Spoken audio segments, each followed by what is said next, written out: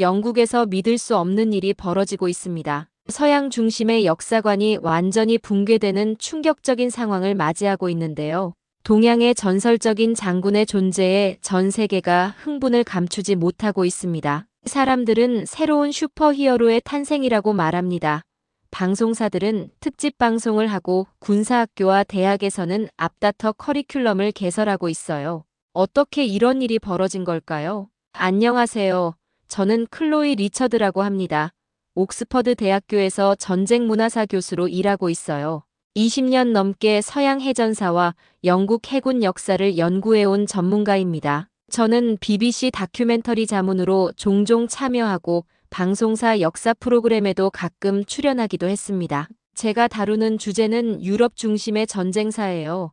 동양사는 저의 연구 영역이 아닙니다. 하지만 제 인생을 완전히 뒤흔든 사건이 있었고 그 이후 역사관, 세계관에 큰 변화를 겪었습니다. 모든 건 평소 알고 지내던 마이클 킴의 연락으로 시작됐어요. 마이클 킴은 영국 BBC와 오랫동안 협력해온 다큐멘터리 제작자입니다. 마이클 킴은 세계 10대 제독 다큐멘터리를 제작할 예정인데 기획회의에 참석해 자문해 달라고 요청했어요. 회의에서 다큐멘터리로 제작할 인물을 선정한다고 말했습니다. 회의에 참석한 저는 자신감 넘치는 태도로 의견을 내놓았습니다. 넬슨, 아이젠하워는 당연히 포함되어야 합니다. 회의에서는 아시아 인물도 포함하자는 의견이 나왔어요. 그래서 저는 아시아 인물로 굳이 꼽자면 야마모토 정도겠네요. 제2차 대전 당시 태평양 전쟁에서 일본 해군을 이끈 인물이잖아요. 물론 패전국 일본의 제독이지만 동양을 대표한다고 생각합니다. 그때 조지 그리핀 경이 목소리를 높였습니다. 야마모토요? 야마모토는 진주만 기습으로 유명하지만 결국 패자 아닙니까? 일본은 연합국의 적국으로 패전국 아닙니까? 회의실이 순간 정적에 빠졌습니다. 영국 왕립해군 출신인 그리핀 경은 70대 후반의 노장이었지만 확고한 신념을 지닌 인물이었죠. 저는 당황했지만 동양 장군 중 뽑자면 일본군 출신 이외에 누가 있나요? 제가 반박했어요. 그러자 그리핀 경은 침략 전쟁을 한 야마모토는 잔인한 전쟁을 벌인 일본의 야만적인 국가이념에만 충실한 사람입니다. 우리의 역사 가치관에 맞지 않아요. 전문가인 제가 제안한 야마모토를 빼자니 불쾌했습니다. 그럼 누가 있나요? 저의 질문에 조지경은 이순신 장군은 어떻습니까? 임진왜란의 영웅이자 세계 해전사의 기적을 만든 인물입니다. 저는 이순신이요? 처음 들어보는데요. 도대체 그 사람은 누구인가요? 다시 질문했습니다. 그리핀 경은 어처구니 없다는 표정으로 저를 빤히 쳐다봤어요. 당신은 전쟁문화사 교수 맞아요? 야마모토는 알면서 이순신을 몰라요? 아시아에서는 위대한 장군으로 존경받는 영웅입니다. 13척으로 330척을 물리쳤고 23전 23승을 거둔 불패의 신화를 이룬 인물입니다. 저는 속으로 말도 안 되는 소리라고 생각했어요. 영화 같은 이야기라고 무시했어요. 회의는 어색한 분위기에서 마무리됐고 다큐멘터리 인물은 나중에 재논의하기로 했습니다. 회의실을 나오면서 그리핀 경의 말이 머릿속에서 맴돌았습니다. 그가 그토록 확신에 찬 모습으로 이야기한 이유가 뭘까요? 단순한 과장이라면 그런 노련한 군인이 속아 넘어갈 리 없었습니다. 호기심에 그날 저녁 이순신을 검색해보기 시작했어요. 처음엔 별 기대 없이 시작한 검색이었지만 점점 더 깊이 빠져들었습니다. SNS에서는 젊은이들 사이에 이순신을 모티브로 출판된 만화가 유행하고 있었고 몇몇 나라의 해군 아카데미에서 그의 전략을 연구한다는 짧은 기사들이 보였어요. 가장 눈에 띄는 것은 해럴드 맥킨리 교수의 인터뷰 영상이었습니다. 영국 해군사관학교 해전사 전공자인 그가 말했습니다. 이순신을 다룬 만화 시리즈는 허구가 아닙니다. 철저한 역사적 기록과 증거에 기반한 사실입니다. 해럴드 교수는 이 만화는 허상이 아니고 철저하게 역사적 사실을 바탕으로 한 작품이라고 소개했어요. 침대에 누워 영상을 보던 저는 벌떡 일어났어요. 이게 역사적 사실이라고? 저는 뒤통수를 얻어맞은 것 같았어요. 저의 학자로서 자부심이 산산이 조각나는 느낌이었습니다. 동시에 새로운 발견에 대한 흥분도 느껴졌습니다. 마치 탐험가가 새로운 대륙을 발견한 것처럼 온몸에 전율이 느껴졌어요. 다음 날 런던에서 가장 큰 만화 전문 서점으로 향했습니다. 서점에 들어서자 슈퍼맨, 배트맨, 어벤져스 같은 히어로들의 만화가 즐비했습니다. 이순신 만화를 사려고 하자 점원은 최근 인기가 급상승하는 만화라고 설명했어요. 바다의 수호자라는 부제가 붙은 만화의 표지는 강렬했어요. 갑옷을 입은 동양 무장의 모습이 그려져 있었어요. 지금까지 전 세계적으로 46만 부나 판매됐다는 사실이 놀라웠어요. 집에 돌아와 시리즈를 밤새 읽었습니다. 필사, 즉생, 필생, 즉사. 죽기를 각오하면 살고, 살고자 하면 죽는다는 의미입니다. 이 문장이 가슴을 울렸습니다. 명량의 전에서 13척으로 330척을 상대한 장면, 화살에 맞고도 군사들의 사기를 위해 죽음을 숨긴 노량의 전의 마지막 순간이 생생했습니다. 이순신은 단순한 군인이 아닌 백성을 사랑한 지도자였습니다. 비가 계속 내려 백성들이 농사를 못 지으니 걱정이다라는 난중일기 구절에서 그의 참모습을 보았습니다. 진정한 영웅을 만난 것 같았어요. 만화에는 이순신 장군의 경이로운 이야기들로 가득했어요. 만화 시리즈를 그린 미국 만화가 올리 콤판도 대단한 사람이라는 생각이 들었습니다. 17년 동안 이순신 시리즈를 그려왔다고 합니다. 그 이유가 궁금해졌습니다. 왜 이토록 오랜 시간 한 인물에게 집중했을까요? 저는 참지 못하고 이메일을 보냈습니다. 올리 콤판의 답변은 제 예상을 뛰어넘었습니다. 저는 일본계 미국인이지만 이순신의 이야기에 첫눈에 반했습니다. 그는 단순한 군인이 아니라 인류 역사상 가장 숭고한 리더십을 보여준 인물입니다. 특히 그의 난중일기는 전쟁의 참혹함 속에서도 인간성을 잃지 않는 위대한 영혼의 기록입니다. 올리 콤판은 이순신의 해전만 보지 않았습니다. 제가 이순신을 그리는 이유는 현대 사회에 절실히 필요한 진정한 영웅상을 제시하기 위해서입니다. 이순신은 동양과 서양의 경계를 넘어 모든 인류가 본받아야 할 리더십의 표본입니다. 그의 답변을 읽는 순간 등줄기를 타고 이상한 전율이 흘렀습니다. 역사학자로서 가졌던 자부심이 무너지는 듯 했어요. 이토록 위대한 인물을 제가 몰랐다니. 제 개인의 무지가 아니라 서구 역사학계 전체의 맹점이었다는 사실을 깨달았습니다. 그래서 이순신에 대해 더 연구해보기로 마음먹었어요.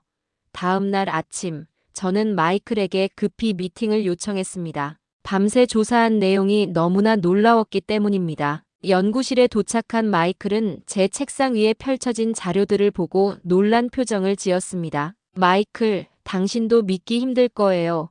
이순신은 우리가 생각한 것보다 훨씬 중요한 인물이에요. 제 목소리에서 흥분이 느껴졌습니다. 미국의 만화가 올리 콤판이 연재 중인 이순신 시리즈가 있어요. 영국 BBC에서도 짧게 다룬 적이 있고 독일 국방 칼럼에서도 동양의 넬슨이라 표현했더군요. 자료를 하나씩 보여주었습니다. 미 해군사관학교 교재에도 이순신의 전술이 수록되어 있었습니다. 우리가 몰랐던 이유가 뭘까요? 마이클이 물었습니다. 깊은 한숨을 내쉬었습니다. 서구 중심적 시각이죠. 우리는 동양 역사를 배울 때 오직 서구와 충돌한 지점에서만 주목했어요. 제국주의 시대에 우리 조상들이 만든 틀을 벗어나지 못했던 거죠. 마이클은 고개를 끄덕였습니다. 그렇다면 다큐 방향을 바꿔야겠군요. 이순신을 넬슨과 비교하는 특별 에피소드를 만들면 어떨까요? 좋은 생각이에요. 이 발견은 단순한 인물 소개를 넘어 우리의 역사관을 재고하는 계기가 될 수 있어요. 마이클은 다큐 제작팀에게 새로운 방향을 지시했고 저는 넬슨 vs 이순신 비교편의 책임 자문으로 임명되었습니다. 이제 본격적인 이순신 프로젝트가 시작된 거죠. 저는 런던 대형 도서관, 옥스퍼드 대학 도서관, 심지어 일본 자료까지 찾아보았습니다. 해군 역사 학회에 문의하고 동아시아 역사 전문가들과 접촉했습니다. 자료를 모을수록 이순신의 위대함이 더욱 뚜렷해졌습니다. 조사하면서 제가 평생 연구해온 넬슨과 이순신을 비교하는 것이 매우 흥미로운 작업임을 깨달았습니다. 두 인물 모두 시대를 바꾼 해군 전략가였지만 그들이 처한 환경과 상황은 너무나 달랐습니다. 한 달 후, 저는 마이클에게 넬슨 제독과 이순신 장군에 대한 비교 조사 보고서를 제출했습니다. 이 작업은 제 학문적 관점을 완전히 바꿔놓았습니다. 놀라운 차이점들이 있어요. 보고서를 펼치며 설명했습니다. 넬슨은 트라팔가 해전에서 프랑스와 스페인 연합함대를 물리쳤지만 그 전력 차이는 2배 정도였습니다. 반면 이순신은 명량해전에서 10배 이상의 적을 상대로 승리했어요. 마이클은 눈을 크게 뜨고 들었습니다. 그건 정말 놀라운 승리군요. 더 중요한 차이가 있어요. 넬슨은 당시 세계 최강인 영국 해군의 자원을 활용했지만 이순신은 열악한 조선 해군을 재건하여 승리를 이끌었습니다. 넬슨은 국가의 전폭적인 지원을 받았지만 이순신은 정치적 음모로 파면되고 심지어 고문까지 당했어요. 제 목소리에는 점점 열정이 담겼습니다. 이순신의 이야기는 단순한 역사적 사실을 넘어 인간의 의지와 리더십에 관한 놀라운 이야기였기 때문입니다. 이순신은 단순한 전략가가 아니었어요. 그는 민심과 전세를 함께 지배한 리더였습니다. 병사들은 그를 신처럼 따랐고 백성들은 그를 구원자로 여겼죠. 우리가 알던 서양식 영웅 서사와는 다른 종류의 위대함이 있었어요. 마이클은 생각에 잠겼습니다. 이것은 단순한 인물 소개를 넘어서네요.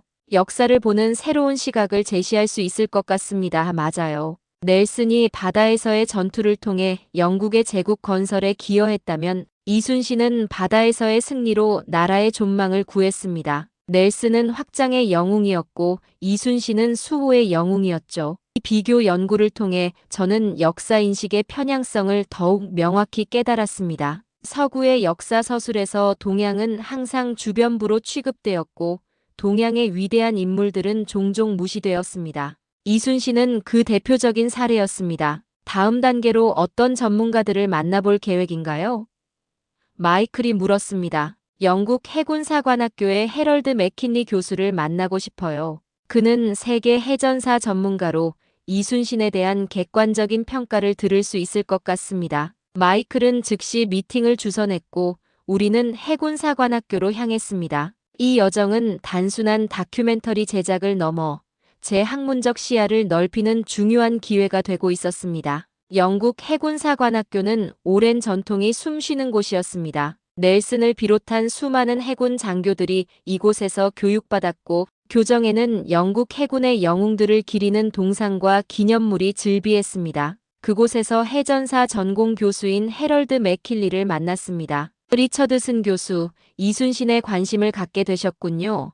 맥킨리 교수는 미소를 지으며 우리를 맞이했습니다. 솔직히 말하면 제가 이순신을 몰랐다는 사실이 부끄럽습니다.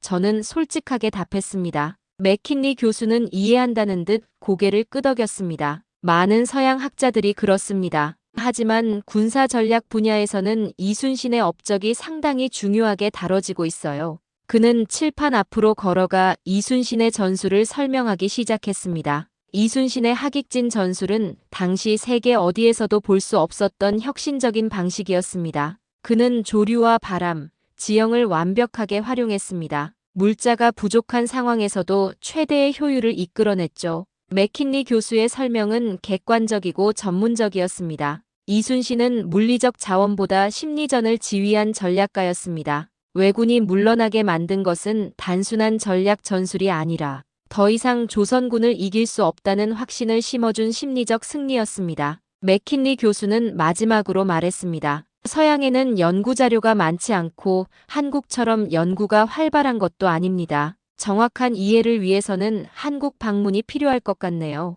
마이클과 저는 한국으로 떠나기로 했습니다. 한국에서의 여정이 단순한 다큐멘터리를 넘어 역사를 보는 제 시각을 완전히 바꿔놓을 것이라는 예감이 들었습니다. 그리고 그 예감은 곧 현실이 되었습니다. 인천공항에 도착했을 때 받은 첫인상은 충격적이었습니다. 상상했던 전통적인 동양 국가의 모습이 아니라 첨단 기술로 가득한 미래지향적인 공간이 눈앞에 펼쳐졌습니다. 자동 출입국 시스템, 로봇 안내원, 무인 교통 시스템까지 모든 것이 제 고정관념을 산산조각냈습니다. 마치 타임머신을 타고 미래로 온 듯한 느낌이었죠. 한국 해군사 전문가 황수환 박사가 우리를 맞이했습니다. 그의 자신감 넘치는 미소가 인상적이었습니다. 리처드슨 교수, 한국에 오신 것을 환영합니다. 이순신 장군의 관심을 가져주셔서 감사합니다. 서울로 향하는 KTX 열차는 시속 300km로 달렸습니다.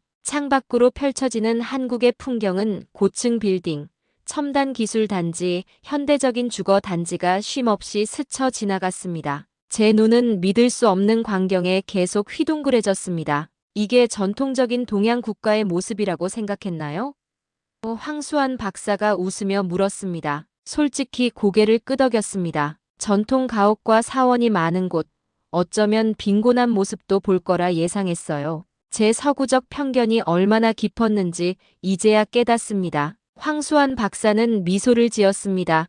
많은 서양인들이 그렇게 생각하죠. 그것도 서구 중심적 관점의 일부입니다. 아시아 국가들이 여전히 과거에 머물러 있다고 여기는 거죠. 서울에 도착한 후 우리는 도심을 관통하는 한강변 도로를 달렸습니다. 서울거리는 친환경 전기차와 자율주행차로 가득했습니다. 어디서나 초고속 인터넷이 연결되었고 모든 결제는 모바일로 이루어졌습니다. 고층 빌딩들 사이로 보이는 경복궁과 같은 전통 건축물은 마치 과거와 미래가 공존하는 듯한 독특한 풍경을 만들어냈습니다. 저는 이런 풍경을 보며 내내 말을 잃었습니다. 이순신은 당대에도 혁신가였습니다. 황수환 박사가 열정적으로 설명했습니다. 거북선은 세계 최초의 철갑선이었어요.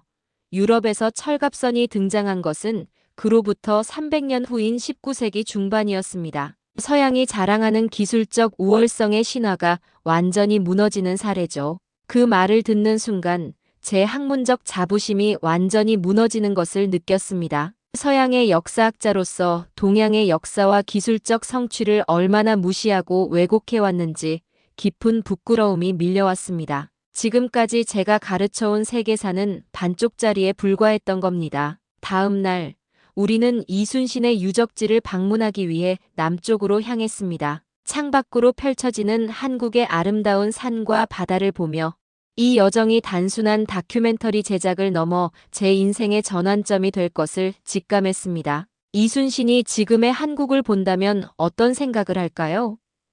문득 궁금해졌습니다. 황수환 박사는 잠시 생각한 후 깊은 감동이 묻어나는 목소리로 답했습니다. 아마도 가슴 뭉클해서 하실 거예요. 그가 목숨 바쳐 지킨 나라가 이렇게 발전하여 세계를 선도하고 있으니까요. 그의 희생이 헛되지 않았음을 느끼실 겁니다. 그의 말에 제 눈가가 뜨거워졌습니다. 역사적 인물의 진정한 위대함은 그들이 남긴 유산의 크기로 측정되는 것이라면 이순신은 가장 위대한 인물 중 하나임이 분명했습니다. 그의 영향력은 400년이 지난 지금도 한국 사회 곳곳에서 생생하게 살아 숨쉬고 있었으니까요.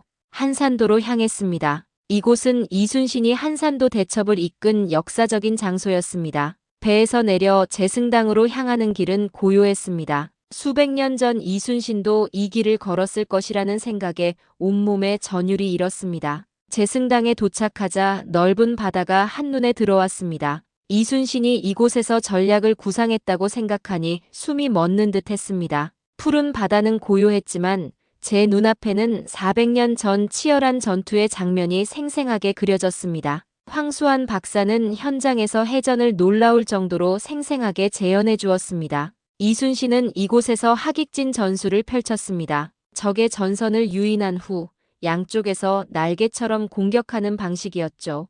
왜군은 빠져나갈 수 없는 덫에 걸린 것과 같았습니다. 제승당 옆 정자에 앉아 바다를 바라보는 순간 강렬한 깨달음이 찾아왔습니다. 이곳에서 이순신은 수백 척의 배를 지휘하며 불가능한 승리를 이끌어냈습니다. 서양 역사학자로서 이런 장소에 와본 적이 없었습니다. 이곳은 역사책에서 볼 수 없는 살아있는 역사의 현장이었습니다. 명량해전은 더욱 믿기 힘든 승리였습니다. 황수환 박사의 목소리가 흥분으로 떨렸습니다. 단 13척으로 330척의 일본 함대를 물리쳤습니다. 필사즉생 필생즉사라는 말로 병사들을 독려했죠. 서양 역사에서 이런 압도적인 열세를 극복한 사례가 있을까요? 그 말을 듣는 순간 제 온몸의 피가 거꾸로 솟는 듯 했습니다. 13척으로 330척을 상대한다는 것은 수학적으로, 전략적으로, 심리적으로 불가능한 일이었습니다. 그런데 이순신 해냈습니다. 황수환 박사는 이순신의 전략에 대해 계속 설명했습니다.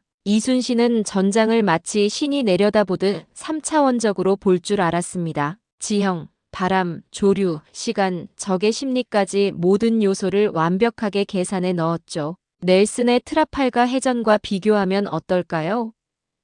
저는 떨리는 목소리로 물었습니다. 넬슨은 세계 최강 해군의 자원으로 비슷한 규모의 적과 싸웠죠. 하지만 이순신은 거의 모든 것을 잃은 상태에서 압도적인 적을 상대로 싸웠습니다. 그 말을 듣는 순간 제 학문적 세계관이 완전히 뒤집히는 것을 느꼈습니다. 이순신의 업적 앞에서 넬슨의 위대함은 상대적으로 작아 보였습니다. 다음 날 통영에서 난중일기를 관람했습니다. 유리 케이스 안에 보존된 일기를 보는 순간 제 가슴이 쿵쾅거렸습니다. 이것은 단순한 역사적 유물이 아니라 위대한 영혼의 생생한 증언이었습니다. 난중일기에는 이순신의 인간적인 면모가 생생하게 담겨 있습니다. 황수환 박사가 설명했습니다. 그는 전투 중에도 어머니와 가족을 걱정했고 백성들의 고통에 함께 아파했습니다. 전쟁에서 승리하는 것만큼 백성들의 생계를 보호하는 것도 중요하게 여겼죠. 일기의 번역본을 읽으며 저는 깊은 감동에 사로잡혔습니다. 어머님 생신인데 곁에서 모시지 못하고 전쟁터에 있으니 마음이 아프다. 이 한 줄의 문장에서 위대한 장군의 인간적인 면모가 드러났습니다. 그는 적과 싸우는 무장이면서도 한 사람의 아들이었습니다. 이런 섬세한 감정을 가진 사람이 어떻게 그토록 냉철한 전략가가 될 수 있었을까요? 이순신의 양면성에 저는 더욱 매료되었습니다. 이순신은 군율이 엄격한 장수였지만 동시에 깊은 연민을 지닌 지도자였습니다. 황수환 박사의 설명이 이어졌습니다. 병사들이 배고프면 자신도 먹지 않았고 백성들이 고통받는 모습을 보면 밤잠을 이루지 못했습니다. 한 번은 병사들이 민가에서 닭을 훔쳤다는 보고를 받고 즉시 그 병사들을 처벌하고 주민들에게 보상했다는 기록도 있습니다. 이는 제가 연구해온 서양 해군 사령관들과는 전혀 다른 리더십이었습니다. 넬슨도 병사들에게 존경받았지만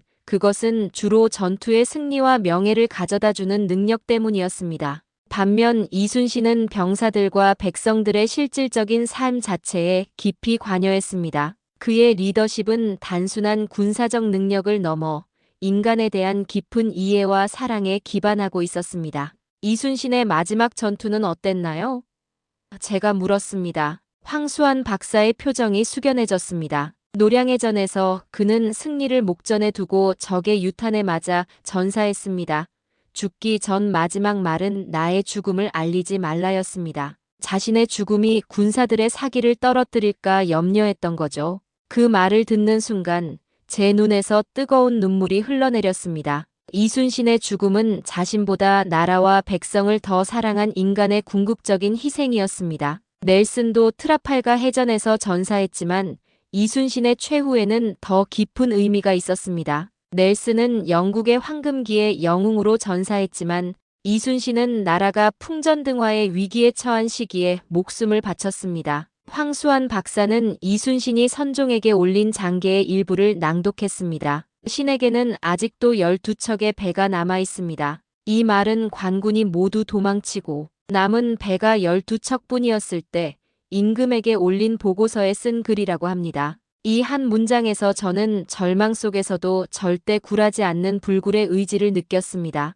한국에서의 마지막 날, 우리는 이순신 장군의 동상이 있는 서울 광화문 광장을 방문했습니다. 높이 솟은 동상 앞에서 저는 숙연한 마음으로 서 있었습니다. 지금까지 제가 알던 역사의 지형도가 완전히 바뀌는 경험이었습니다. 이순신은 단순히 한국의 영웅이 아니라 인류 역사의 보물이었습니다. 이 모든 경험을 통해 저는 이순신 장군의 위대함을 세계에 알려야 한다는 강렬한 사명감을 느꼈습니다. 드디어 다큐멘터리가 방영되었습니다. BBC의 넬슨과 이순신 두 바다의 영웅들이라는 제목의 특별 프로그램이었습니다. 방영 직후 예상을 뛰어넘는 반향이 일어났습니다. 이순신 신드롬이라 부를 만한 현상이 영국에서 일어났고 프랑스, 독일, 미국 등 10개국의 방송사로부터 판권 계약 요청이 줄을 이었습니다. 시청자들의 반응은 놀라웠습니다. 왜 학교에서 이런 인물을 가르치지 않았는지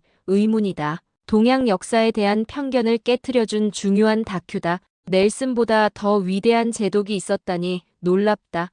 이렇게 찬사하는 댓글들이 쏟아졌습니다. 저는 놀라운 현상을 목격했습니다. SNS에서 이순신 관련 콘텐츠가 폭발적으로 확산되고 있었습니다. 해시태그 이순신 챌린지가 트위터와 인스타그램에서 트렌드가 되었고, 틱톡에서는 젊은이들이 이순신의 명언을 창의적으로 재해석한 짧은 영상들이 수백만 조회수를 기록하고 있었습니다. 특히 필사즉생, 필생즉사, 죽기를 각오하면 살고 살고자 하면 죽는다라는 이순신의 명언은 현대 젊은이들의 도전 정신과 맞닿아 덤벼라, 인생 같은 의미로 재해석되어 유행하고 있었습니다. 지세대들은 자신의 도전과 극복 경험을 이 해시태그와 함께 공유했고, 이는 단순한 유행을 넘어 하나의 문화 현상이 되었습니다. 온라인 게임 개발자들도 이 열풍에 동참했습니다. 여러 전략 게임에서 이순신을 플레이어블 캐릭터로 추가했고, 한 유명 게임에서는 이순신 특별 추가 콘텐츠가 출시 첫 주에 100만 다운로드를 돌파했습니다. 게이머들은 명량해전을 재현하며 열세척으로 330척을 물리치는 도전에 열광했습니다. 이 성공에 힘입어 저는 옥스퍼드 대학에서 동아시아 해전사 강의를 신설했습니다. 첫 강의에는 수백 명의 학생이 몰려들었고, 강의실에 들어가지 못한 학생들은 복도에서 서서 강의를 들었습니다. 그들의 열정 어린 눈빛을 보며 새로운 세대는 더 이상 서구 중심적 역사관에 갇혀있지 않을 것이라는 희망이 생겼습니다. 이순신은 단순히 한국의 영웅이 아닙니다. 첫 강의에서 선언했습니다. 그는 세계 해전사의 거장이자 인류가 본받아야 할 리더십의 본보기입니다. 우리가 그를 몰랐던 것은 우리 자신의 무지 때문이었습니다. 저의 연구는 학계에서도 큰 반향을 일으켰습니다. 넬슨과 이순신 동서양 해군 리더십의 비교 라는 제목의 저서는 학술서가 베스트셀러가 되었고 여러 언어로 번역되었습니다. 조지 그리핀 경은 영국 해군사관학교에 이순신의 초상화를 기증했습니다. 기증식에서 그는 이렇게 말했습니다. 이 초상화가 미래의 해군 장교들에게 진정한 리더십이 무엇인지 가르쳐 주길 바랍니다. 세계 10대 제독 명단에 이순신의 이름이 당당히 올라갔고, 많은 전문가들은 그를 1위로 꼽았습니다. 해군 전략가들은 이순신의 전술을 현대 해군 교육에 적용하기 시작했고, 경영자들은 그의 리더십을 기업 경영에 접목하려 했습니다. 돌이켜보면 처음 기획회의에서 야마모토를 추천했던 저의 무지가 부끄러웠습니다. 침략 전쟁의 선봉에 섰던 야마모토와 나라를 지키기 위해 모든 것을 바친 이순신은 비교할 수 없는 존재였습니다. 이제야 진정한 영웅이 누구인지 깨달았습니다. 저는 이 프로젝트를 통해 역사를 보는 시야가 완전히 바뀌었습니다. 서구 중심적 관점으로는 결코 세계사의 전체 그림을 볼 수 없다는 사실을 깨달았습니다. 이순신은 단지 한국의 영웅이 아니라 인류 역사의 위대한 인물이었습니다. 그의 리더십, 전략적 사고, 인간에 대한 사랑은 시대와 문화를 초월한 가치를 지니고 있었습니다. 이제 제 다음 프로젝트는 이순신의 이야기를 좀 더 깊이 탐구하는 것입니다. 세계가 오랫동안 간과했던 이 위대한 영웅의 모든 면모를 조명하고 싶습니다. 앞으로 이순신 장군의 이야기가 영국은 물론 전 세계적으로 어떤 반향을 일으킬지 궁금합니다. 오늘의 사연은 여기까지입니다. 영상 끝까지 시청해주신 모든 분들 고맙습니다.